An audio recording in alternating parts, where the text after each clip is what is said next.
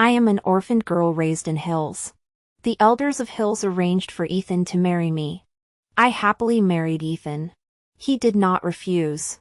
However, after the wedding, he treated me with indifference. Later, he used the excuse of business to separate us and live apart for an extended period. Grandma blamed me for not bringing children into the Hills family. She constantly humiliated me. My entire life was spent waiting for Ethan and serving my mother-in-law. Exhausted both mentally and physically, I lay in the hospital bed. As my husband, Ethan didn't come to see me one last time. It was Luna who kindly told me.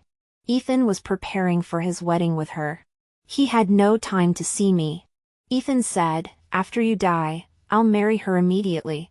Vivian, you've been Mrs. Hills for over 30 years. My children and I have no legal status. You should be content." I only then realized that Ethan had another family outside. He had a lover and children. Only I was alone. When I opened my eyes again, I was back in Hills. Ethan's mother was still teasing me, "Vivi, do you like our Ethan?"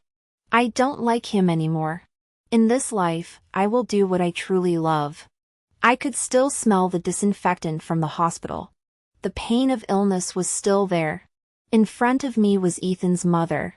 My former mother-in-law was still asking, "Vivi, do you like our Ethan? How about marrying Ethan after graduation?" In the living room were Hills and my parents' close friends from before they passed away. The women were so kind and gentle. They are nothing like the cruel and ruthless women from my past life. Because Ethan and I were often apart, we never had the chance to conceive. She went to great lengths to torment me. She forced me to drink bitter pregnancy-inducing herbal remedies every day without fail. She even brought in a goddess of childbirth, ordering me to kneel before her daily and recite prayers. That was nothing compared to the daily insults and abuse. The daily verbal abuse was suffocating. Not to mention John's mother forcing me to personally serve her tea, massage her, and attend to her every need. The moment I showed any resistance, she would wail and cry, lamenting the hardships of raising me as an orphan. She claimed she raised me as her own daughter. She said when I was a child and had nightmares, she held me and comforted me. She said that when I was sick as a child, she stayed by my side day and night. This was my Achilles heel, so I didn't resist. "Vivi, don't be shy, speak up." John's mother nudged me. I snapped back to reality and met the woman's eager eyes. If the me from my past had observed more carefully, I would have realized that this eagerness was to push me together with Ethan. It was eagerness to divide my inheritance. Back then, I was just a spoiled young lady who had been pampered all her life. I had just suffered the devastating loss of my parents. And I thought I had found family and comfort in Hills. How could I have thought so much? But now, after over 30 years of a marriage in name only, after enduring John's mother's torture after she stripped away her facade, everything is crystal clear to me. So I stood up and smiled. "Auntie, you seem to have misunderstood. I only see Ethan as an older brother, and after high school, I plan to go to college." John's mother's face turned pale, asking me in front of everyone if I liked Ethan today. It was all to make me confirm my marriage to Ethan. That way, she could persuade me to give up my property without being criticized. John's mother quickly realized her mistake. She stood up naturally, wrapped her arms around me, and said to everyone, "This girl is just shy. Ethan, take Vivi for a walk in the garden." Ethan was sitting on the sofa across from us. The young Ethan. Young, handsome, and a bit aloof. Because Mr. Hills was a good friend of my parents, Ethan and I were, at best, childhood friends. Since I was little, I'd always followed him around, asking him to play with me. When we were kids, our relationship was pretty good. But as we grew older, Ethan started to distance himself from me. In my previous life, I didn't understand. I just thought it was because we were getting older and needed to be mindful of gender boundaries. I didn't want to admit that Ethan actually found me annoying. I was a spoiled, arrogant young lady with a bad temper. He had to obey his parents' orders and do everything I said. I didn't like him, but I couldn't shake him off. Ethan naturally grew tired of me. If he had just ignored me, it would have been fine. But he went and married me. After marrying me, he let his mother torment me. After marrying me, he went out and had an affair with Luna. I hate him. I hate myself even more. I was blinded by my emotions, leading me to live such a miserable life. I clenched my fists and slowly let them go. I gently broke free from Zhang's mother's embrace. I still smiled sweetly. It's okay, brother. You have to go see Luna, right? If you like her, bring her home sooner. Someone among the guests said. So Ethan actually has someone he likes. Then why did your mother arrange this marriage? At that moment, I finally looked at Ethan. His face was even paler than Zhang's mother's. The corners of his eyes were slightly red. I didn't bother to look anymore. I greeted everyone present and left on my own. I left the living room. I went straight to the mailbox in the front yard and started searching through the letters. Among the letters, I finally found one addressed to me. Vivian! Ethan's voice came from behind me. I hurriedly turned around and hid the letter behind my back. What are you throwing a tantrum about today? I frowned. What's wrong? You confessed your feelings to me yesterday, and today you're saying you see me as an older brother.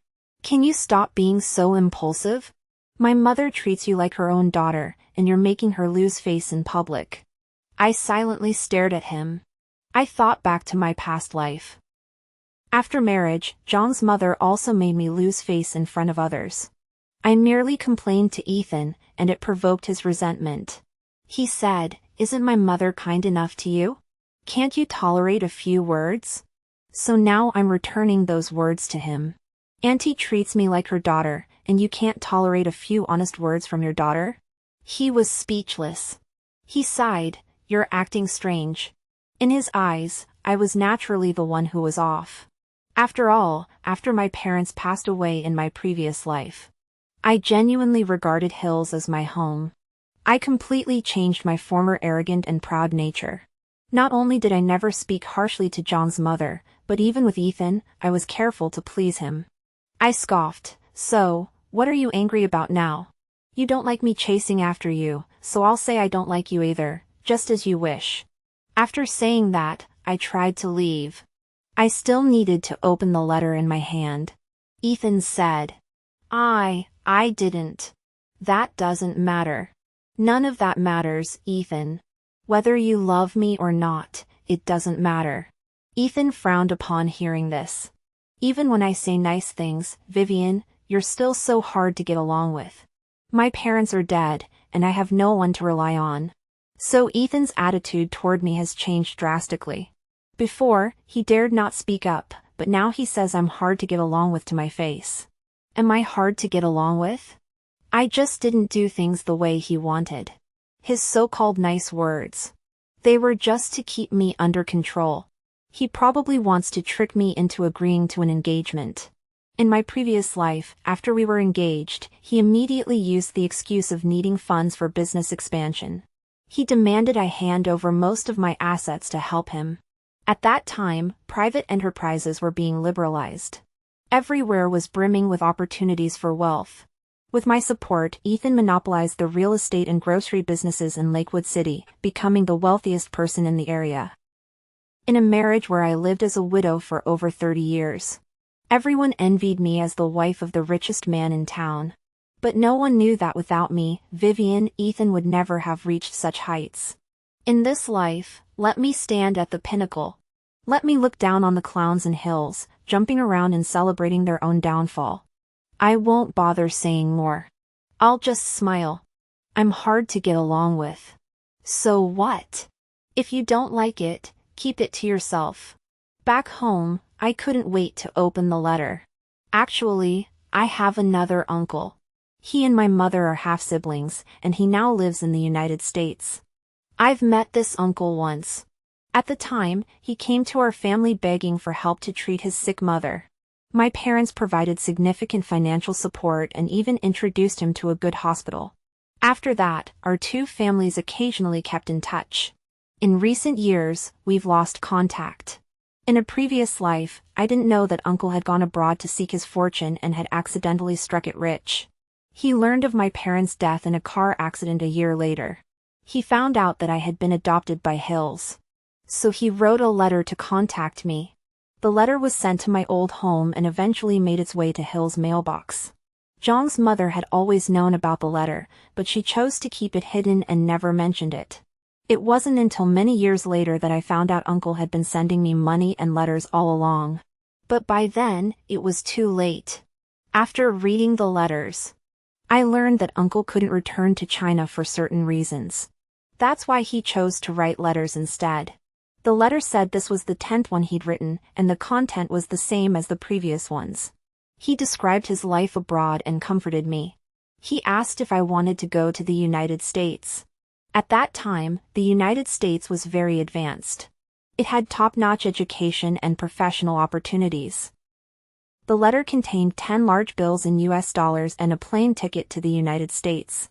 My nose grew stuffy. How wonderful, I wasn't an orphan after all. I still had family. The departure point was in neighboring Brooklyn, and the date was 4 days later. I gathered my courage. Next, I had to handle the inheritance left by my parents.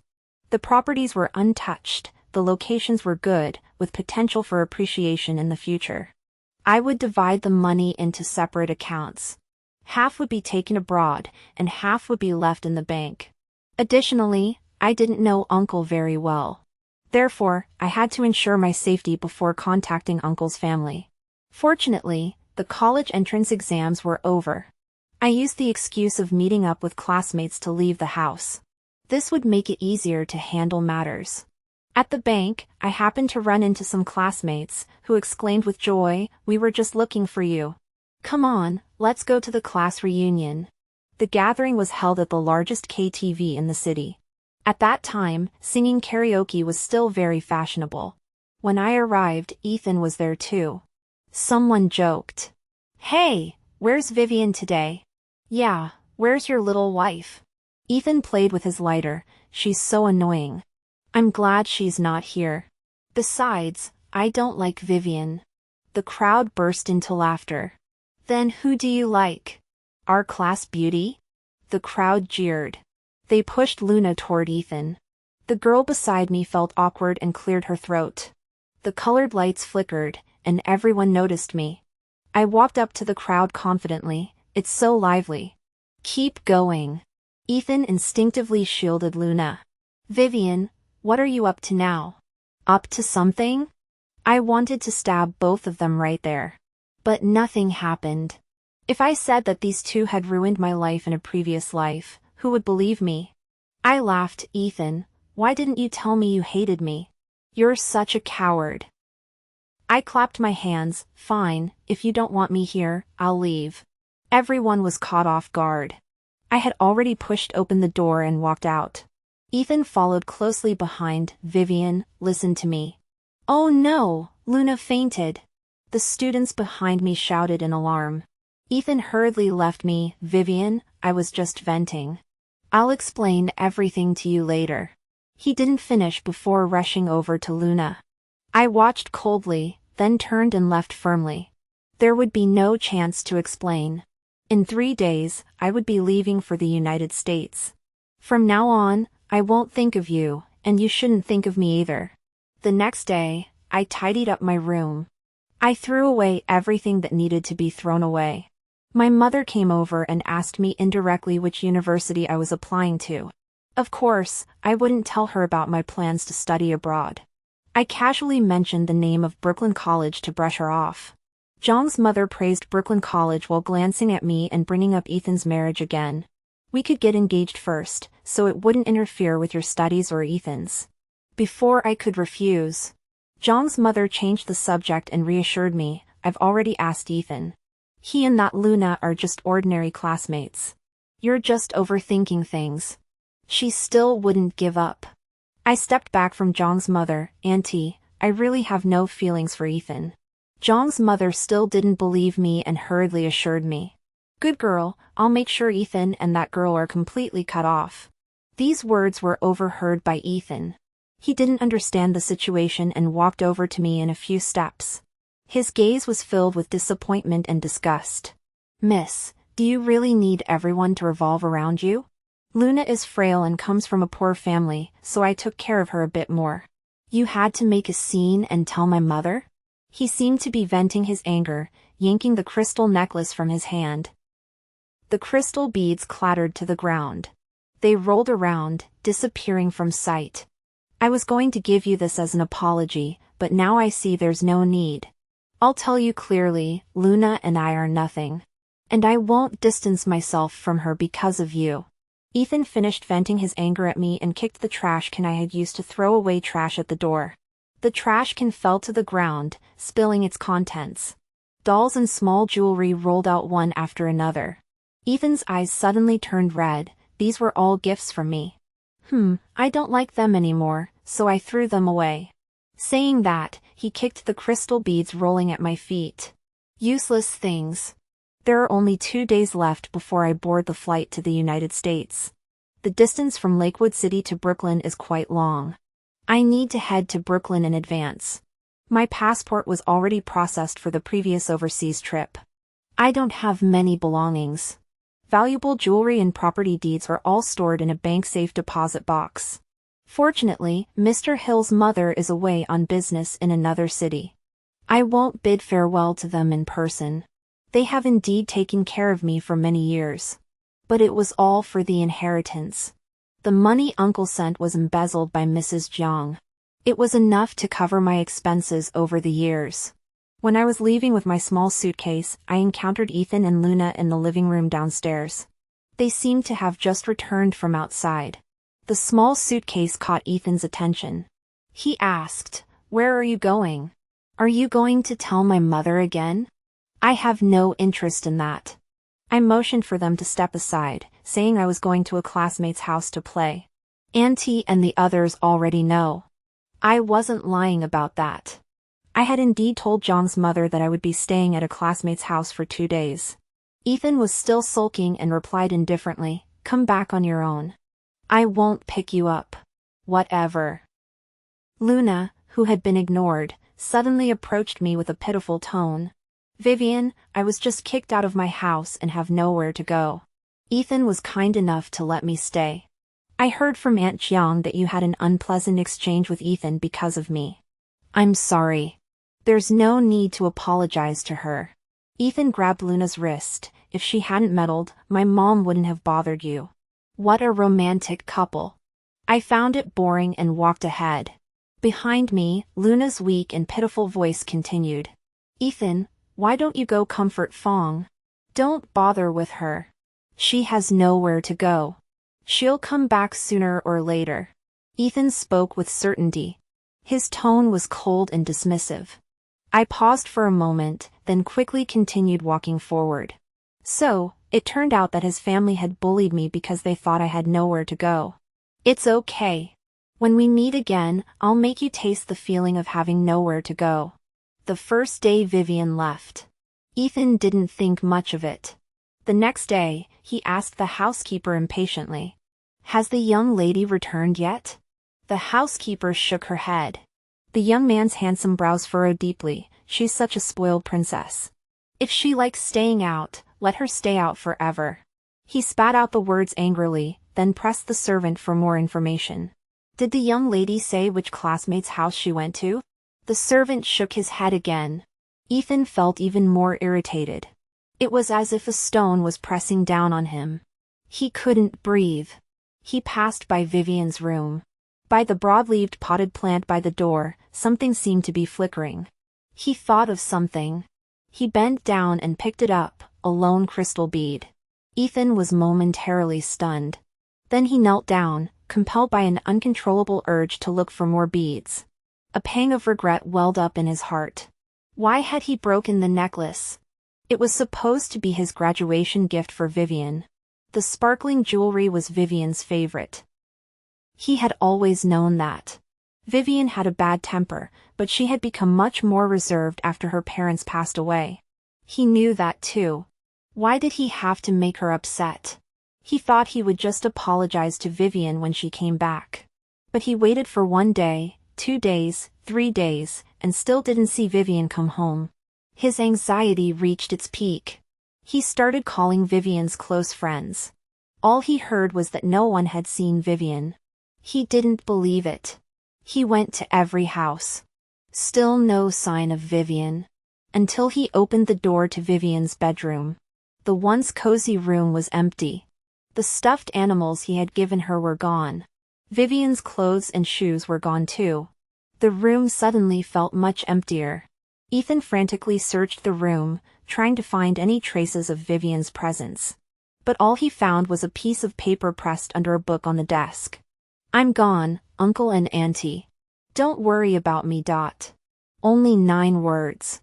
Not a single punctuation mark belonged to Ethan. After the plane landed, I didn't immediately call the contact number Uncle gave me. Instead, I hired a detective to investigate Uncle's family situation. No need to go into detail. Just a basic understanding of whether the family gets along, etc. I thought, there's no way a family that was already in chaos would want to take in a stranger. Fortunately, I found out that Uncle owns a fairly large farm in a certain state. Uncle has a good reputation locally, the family is simple, and they get along well. I had prepared for the worst. If my uncle couldn't be relied upon, I could still study in the United States on my own. It wasn't a big deal. After completing my investigation and buying gifts for everyone, I finally contacted my uncle.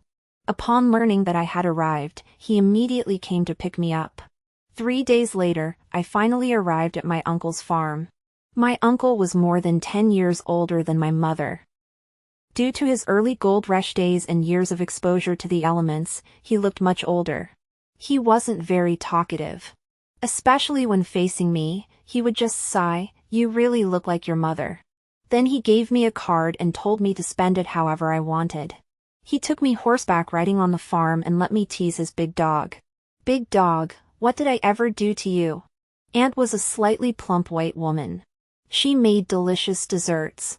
Let me just say, the desserts are delicious, but they're really rich. But she's so enthusiastic. She keeps coming up with new treats for me. Uncle's son is already married to a Chinese-American woman. Thanks to this brother-in-law and sister-in-law, I can still eat some Chinese food. Uncle's daughter is only 1 year older than me. Sis saw my conservative outfit and shook her head dramatically. "Goodness, don't let those ugly clothes ruin your perfect figure." Then she took me shopping in the city. With her around, I quickly blended in with the local young crowd. After the summer, it was time to go to college. Thanks to my uncle's connections, I was able to attend my sister's university. I chose a major in finance. There was no other reason, my past experiences combined with my current financial resources. It was enough for me to build a successful career. Life in the United States. Warmer than I had imagined. During holidays, I went wild on the farm and helped with chores. At school, I attended classes and did homework with classmates from all over the world. In my sophomore year, after conducting thorough research, I decided to start with some import-export trade to gain experience. I discussed it with Uncle. He didn't oppose my decision. Instead, he asked if I had enough money and offered to introduce me to a few business owners. Having someone to guide me would be better, as it would save me from making mistakes. But for a newbie like me, making some mistakes wasn't a big deal. I was young, had time and money, and could afford to make mistakes. So, I teamed up with 3 other classmates and invested in starting a small company. We exported American clothing and food to neighboring countries. A year later, in my junior year, the company made a small profit. However, my classmates had their own plans. Some wanted to make money and start their own businesses. Others felt the company's profits were unstable and decided to leave. And so, we dissolved the company. Starting a company gave me a lot of experience. If I had been the source factory for the imported and exported products, I would have made even more money. I made another plan, conducted research, and prepared to start another company before graduation. In my free time, I used the money I earned to buy a car for Uncle. I also bought an apartment near the school to live with Sis. In the apartment, I took in many stray cats. Disabled or healthy, I took them all in. When the sun shone on the balcony, these fluffy creatures would curl up into a ball. They would sleep at my feet. I would pet one, play with another, and momentarily forget myself, as if I were in another life.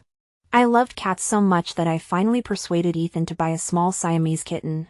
We brought it home. Mrs. Hills immediately disapproved. She said cats would affect pregnant women. You can't even get pregnant, and you're bringing this thing into the house. Bad luck. The little Siamese kitten had no idea what it had done wrong. It curled up in my arms, looking so wronged. I had no choice but to entrust it to a classmate who also loved cats. I gave them money and supplies and visited regularly. Thinking about it, I picked up a long-haired orange cat. It seemed like I hadn't thought about my past life or Ethan's family in a long time. After all, I was living a pretty happy life now. I didn't need to dwell on the past. During my 3rd year of college, my new company was established. We were in the dairy products business. From raising dairy cows to processing dairy products. I would gradually improve the supply chain. Finally, by the time I graduated, the entire production chain was complete. This allowed me to significantly reduce costs. Whether it was business in the United States or export business, I had the confidence to negotiate prices with the other party. Once everything was stable, I finally suggested returning to China to visit. Uncle naturally didn't object. Sis accompanied me back to China. As soon as we landed, my blonde-haired, blue-eyed partner Anderson greeted us with a bouquet of roses. He was the quintessential white guy. He also spoke Chinese very well. Vivian, surprised? I was speechless. Aren't we here to negotiate the land deal? Why did you come along? Who's going to handle that? His blue eyes sparkled. In your heart, I'm not as important as the company, am I? Of course, don't play the victim. Sis covered her mouth and laughed. He's as handsome as your bodyguard. Then she secretly gave Anderson a thumbs up. Go for it. Anderson, encouraged, confidently came over to help me with my luggage. But before he could touch the suitcase, another tall figure stood beside me. He effortlessly grabbed the handle. He even held the umbrella for us like a gentleman. The muscles on his forearm, which was across my body, were firm. I could faintly see the outline of veins beneath his tan skin. The car has been arranged, boss. Chin Cheng's voice was cold, but his tone was quite gentle. I looked up, and the man's black hair and black eyes came into view. His face was expressionless. He was standing right in front of Anderson, as if he hadn't noticed him at all. Childish. I muttered to myself as I got into the car. A lot has changed back home. First, we'll go pay our respects at my parents' graves. When I arrived, a bouquet of withered white chrysanthemums was swaying in the wind in front of my parents' tombstone. Probably their close friends had come to visit. I moved the chrysanthemums aside and placed my own bouquet on the grave. I told my parents about my life abroad. I mentioned how Uncle had taken care of me. Aunt's excellent cooking skills, limited to desserts. Brother and sister-in-law's unreliable efforts in caring for the newborn. When it came to myself, everything was fine. I had family to rely on, graduated as an outstanding student, and met many like-minded friends in business. Don't worry, I'm taking good care of myself. It started raining. The rain slid into my mouth, tasting salty. After paying our respects, we left the cemetery. Anderson held the umbrella for Sis. Chin Chin walked beside me. We happened to pass by a man and a woman. The man was holding a bouquet of white chrysanthemums. The woman was holding an umbrella and chasing after him, her words sounding harsh. Even if you come here every day, you won't meet Vivian. I'm pregnant, why can't you consider my feelings? A familiar yet unfamiliar female voice. I instinctively turned my head to look. This man and woman weren't Ethan and Luna, who else could they be? Sis and Anderson, hearing my name mentioned, all turned to look at me. I shook my head, signaling them not to interfere. Luna kept talking. Ethan suddenly stopped, turned around, snatched the umbrella from her, and threw it away. Can you just leave me alone? You're driving me crazy. Luna screamed and nearly fell. Seeing that the two of them were about to have a big argument in front of my parents' grave, I hurriedly asked the cemetery manager to handle it. As for why I didn't show up in front of Ethan, because I came back to the country, it was never for him. I'm interested in the current real estate market. Come back to talk business, don't get involved in bad luck. It was just bad timing. When I went to look at the old house, I ran into an elderly acquaintance. He was a close friend of my parents and Hill's. He quickly called and told Zhang's mother about my return. Zhang's mother was very excited and told me to wait there for her. You silly child, why didn't you tell your aunt you were coming back? Auntie was so worried about you. I'll come pick you up. No, Auntie, I have things to do. I hung up the phone proactively. I returned the mobile phone to the elder. When Hills and his mother arrived, our group had already taken a car to a hotel in the city. We were attending a banquet that evening. We were going to meet with several developers from Lakewood City. We would discuss cooperation matters. The banquet was grand in scale. We were used to socializing in the United States, so we felt right at home here. During the banquet, I had pleasant conversations with several businessmen. Half of this was due to my own insights into business. The other half was because everyone had a superficial connection with my parents. I had both connections and business acumen. The business talks were going smoothly. The banquet was halfway through. There was some commotion at the entrance to the hall. The host, Mr. Zhang, was displeased and asked what was happening. Mr. Zhang hadn't received an invitation but insisted on barging in. Mr. Zhang glanced at me. He naturally knew I had been adopted by Hills. He smiled and said it was the staff's negligence for forgetting to send Mr. Zhang an invitation and not letting him in. I remained calm on the surface. But inside, I found it amusing. Forgot to send an invitation? It's because they looked down on Hill's background. Without my financial support, Hill's small company wouldn't survive. Due to various policy changes, the company was even on the brink of bankruptcy. In such a situation, who would want to associate with Hills? I didn't stop Mr. Zhang from letting them in. After all, outsiders didn't know about my past with Hills. If word got out that I was ungrateful, that wouldn't be good. On the surface, I had to maintain appearances. Ethan's gaze locked on me in an instant. He was wearing a half-worn tailored suit. Due to the earlier shoving, it was a bit wrinkled. He didn't bother to tidy up and strode toward me. Vivi, you're finally back. The eagerness in his eyes was like a flame igniting. His previously lifeless eyes sparkled. I didn't move. Just as Ethan was about to approach me, 3 people stood in front of me. Sis frowned. Who are you? Anderson crossed his arms. Another one? Chin-Ching silently rolled up his sleeves and removed his watch. We're respectable business people. One. Ethan's eyes suddenly turned red. Why? I don't plan to catch up with him. It's been a long time. I have things to do. You go ahead. Behind Ethan, Zhang's mother followed closely. Relying on her age, she pushed her way forward with a stern face. Vivi, you're such a child. How could you just leave without a word back then? Where have you been all these years? She grabbed my hand and started wiping away tears. I slowly broke free from her.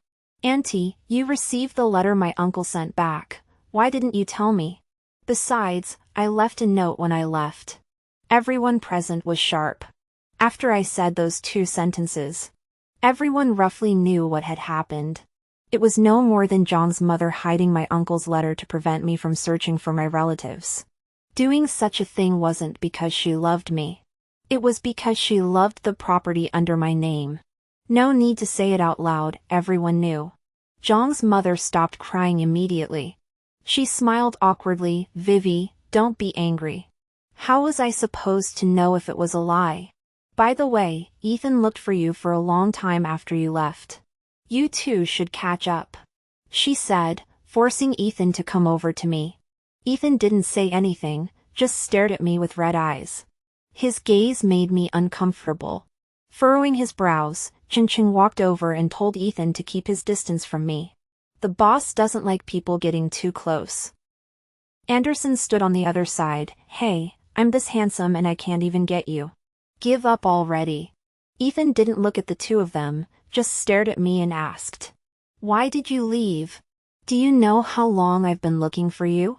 I shook my head. "I don't know, and I don't want to know." Ethan choked up. He pulled out a crystal necklace from his pocket. "This, I fixed it. I went to find you that day just to make up with you. Vivi, I'll never be foolish again." He spoke so sincerely, his eyes brimming with tears. Anderson glanced at the crystal necklace and laughed. I said, "This worthless thing?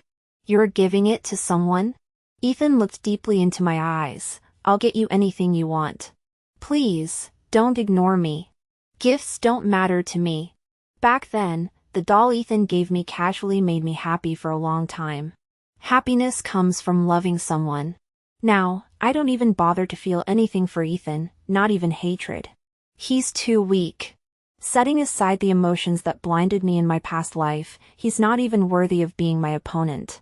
I still admire your rebellious and unyielding nature. I smiled. "You think you're in control of me? That's pretty amusing." "Vivi, those were just words spoken in anger." He hurriedly explained. I thought. "Oh, never mind." I took a glass of champagne from the waiter and said indifferently, "Does your wife know you came to see me? Don't waste my time, okay?" Ethan's lips trembled, as if he had been dealt a heavy blow. In my past life, if I wanted to say one more word to him, he would say, "Don't waste my time." His work was to spend every night with Luna, having children. The whole family was so happy.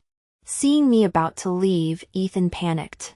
"Don't go, let's start over, okay?" This time, before I could speak, Sis splashed him with wine. "Do you have any shame? You have a wife and you dare to flirt with my sister." This time, Ethan's face turned pale. I didn't mean to hide the fact that I was married. "Vivi, I just wanted to win you back. Don't be angry. What happened with Luna was an accident. She drugged me, and that's why I made a mistake. All these years, I've remained faithful to you." Wait, don't insult the words "remained faithful." What do I have to be angry about? In the end, the Hill's mother and son were escorted out by Mr. Zhang. After the banquet ended, Ethan was still waiting to see me. Unexpectedly, Luna showed up with a pregnant belly and started beating him up. "I'm carrying your child, and you're still obsessed with another woman. Are you even human?" Pregnant women are easily irritable. Ethan didn't try to comfort her. Instead, he found her loud arguing annoying. He told her to go home. The two ended up fighting. Then, Luna was pushed to the ground by Zhang's mother. Bright red liquid trickled down her legs. I turned away and got into the car. Ethan left his wife, who needed to go to the hospital, and chased after my car. He kept shouting my name. "He's really obsessed," Sis said with a look of disgust. "He's just a scumbag." I corrected her. "He's not obsessed with me. He's trying to use our past to move me into helping Hills. A guy like him only loves himself." The partnership negotiations went fairly smoothly. I'll be investing alongside Mr. Zhang and others to develop the largest new shopping mall in Lakewood City. Due to the preliminary preparations, I'll need to stay in the country for a while longer. Anderson is returning first. Before leaving, he repeatedly warned me. There's an old saying in China, a good horse doesn't eat the grass it has already grazed on. Don't reconcile with that guy. Also, bodyguard Chin is out of the question. His monthly salary can't even afford your watch. With those muscles, he looks like he's good at fighting. Chin walked over silently. "Boss, I have a martial arts gym. The monthly profit is..." I shot both of them a disdainful glance. "I'll buy it myself. Right now, I just want to make money. If you get in my way, I'll fire all of you." Anderson glared at Chin Cheng and stormed onto the plane. Chin Cheng silently pulled his sleeves down. It seemed like he was trying to hide his muscles. But with his broad shoulders and narrow waist, he could hide his arms but not his well-defined chest muscles. Childish. Ethan came to see me a few times. Later, he was too busy with his own problems and gave up. After Luna had a miscarriage, her relatives from her hometown swarmed over. They came to Lakewood City demanding an explanation from Ethan. Hills Company's profits were already dismal. With Luna's relatives meddling, it was declared bankrupt. They even hired a good lawyer to help Luna file for divorce from Ethan. Luna got the majority of Hills' remaining assets. Mr. Hills, due to bankruptcy, hanged himself at the company's old site. Zhang's mother, driven mad by the trauma, went completely insane. She spent her days talking to thin air, scolding an imaginary daughter-in-law. If you don't take your medicine, how will you give my family a son? If you don't kneel before the Buddha, how will you give Ethan a son? Later, Zhang's mother went out onto the street and caused a scene. She was hit by passing vehicles. She was left paralyzed in bed. Ethan begged Luna for money to treat his mother. Most of Luna's money had gone to her relatives, and she couldn't come up with any. Moreover, Luna harbored resentment toward Hills and refused to help even if she had the money. The two argued again. This time, Ethan blamed all his misfortune on Luna. During the fight, a knife was drawn. Luna was killed. Ethan was arrested shortly after. Meanwhile, I kindly visited Zhang's mother in the hospital. I also paid her medical bills. Everyone praised me for being so loyal and compassionate. But they didn't know that I had hired the worst caregiver for her. She soon developed bed sores all over her body. Her body emitted a foul odor. Standing beside her, I smiled and said, "Auntie, you've regained your past memories, haven't you? Did you ever think about how you'd end up in my hands when you were tormenting me? You knew Ethan had someone else, yet you still blamed me for being unable to have children. While I was taking medicine and kneeling in punishment, you were enjoying family happiness with Luna's child. Let you taste my suffering too." Zhang's mother glared with wide eyes, waving her hands. But she couldn't even touch my sleeve. She could only open her mouth, drooling. Her eyes were filled with resentment. "I won't let her die. Just let her live on like this." Before Ethan was executed, he requested to see me. I agreed. Facing me, he cried and confessed. He said that many memories not his own had flooded his mind. He saw his past self's indifference toward me, which led to my life of loneliness. "Can you forgive me? I love you." The reason I couldn't face my true feelings was because I wanted to escape my parents' control. I've always followed their words. But when they told me to love you, I lost my mind and wanted to do the opposite. How naive of me. Now I've lost everything. He sobbed. I shook my head. He actually smiled. "It's fine. Hate me if you must. This miserable life is my karma." This time, I couldn't help but laugh. Karma? How could karma be so convenient? The glass window reflected my excited expression. You think your company's downfall was all due to the environment? You think Luna just happened to find a spot at the banquet? You think she miscarried so easily? That the villagers could find her a top-notch legal team? Ethan's face turned pale, until there was no trace of color left. However, his eyes were bloodshot. You should be content that I and the child have no status. As the new me, why shouldn't I hate them? In my previous life, I never did anything heinous. Yet I ended up living like a monster. It's all because the Hills coveted my fortune. They ruined my life. In this life, I merely made a few minor adjustments. That was already merciful. Those choices were all made by the Hills people themselves. I stood up and left Ethan with my final words. "I will bring the news of your execution to your mother." I walked out of the prison and got into a special car. The black sedan drove through the rain. The newly divided commercial district already had the outline of skyscrapers. My future was coming.